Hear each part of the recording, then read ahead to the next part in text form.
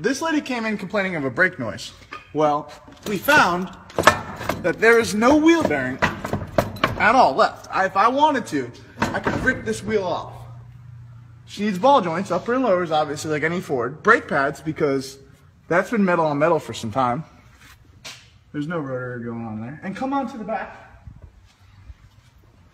We see rotor here. You can kind of see it. Kind of see the rotor here.